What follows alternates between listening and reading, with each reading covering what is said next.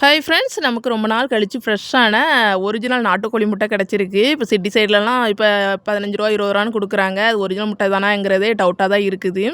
இது வந்து கிராமத்தில கோழி வளர்த்தவங்க, அதாவது எங்கள் அக்கா வீட்டில் இருந்து இந்த முட்டை வந்திருக்குது.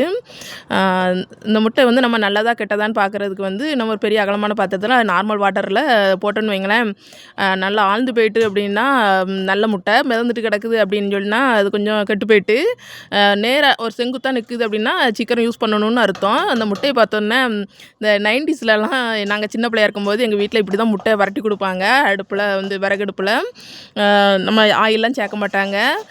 அந்த ஒரு ஞாபகம் வந்துச்சு. சரி, நம்மளும் அதே போல ட்ரை பண்ணலான்னு தான் பண்ணிட்டுருக்கேன். இதில வந்து ஒரு 7 முட்டை உடைச்சு ஊத்துனேன். ஒரே ஒரு முட்டை மட்டும் லைட்டா கலங்கி இருந்தது. மத்த முட்டையெல்லாம் ஃப்ரெஷ்ஷா இருக்கு. கலர பாருங்க. இதுதாங்க ஒரிஜினல் நாட்டுக்கோழி முட்டையோட கலரு. நான் வேற முட்டைன்னு பாருங்களேன், அந்த கலர் வராது. நான் தேவைக்கேற்ப உப்பு போட்டுட்டு ஒரு 2 பல்லாரி கட் பண்ணி சேர்த்துக்கிட்டேன். அதேபோல் 2 வத்தல் தான் சேர்த்துருக்கேன். நம்ம நீங்கள் உங்களுக்குலாம் தேவை அப்படின்னா அதிகமாக காரம் தேவைப்படுறவங்க அதிகமாக சேர்த்துக்கோங்க. கொஞ்சம் கருவேப்பிலை சேர்த்துருக்கேன், வேறு எதுவுமே சேர்க்கலை.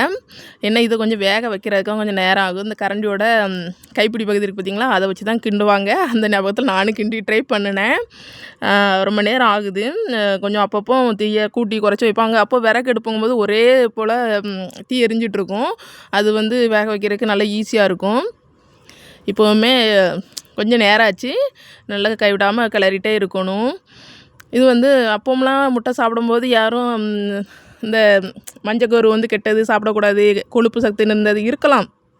நம்ம சாப்பிடக்கூடாதுன்னு யாரும் சொன்னதில்ல. ஆனால் இப்போ தான் எல்லோரும் சொல்கிறாங்க. எல்லாமே காலம் மாறிடுச்சு. ஒரு 2000 ஆரம்பிக்கும் போதே பழைய பொருட்கள் எல்லாம் அப்படியே மறந்து காலமே மாறி எப்படியோ வந்துருச்சு. இப்போ நம்ம அந்த நினைவுகளோடு தான் வாழ்ந்துக்கிட்டு இருக்கோம்னு சொல்லலாம்.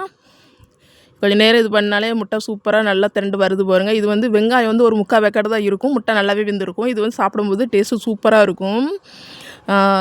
ரொம்ப சத்துள்ளது, புரதம் சத்து நிறைஞ்சிருந்தது உள்ளது. நம்ம கிராமப்புறங்களில் கிடச்சின்னா கண்டிப்பாக வாங்கி சாப்பிட்டு பாருங்கள். அடுத்த வீடியோவில் சந்திக்கலாம்.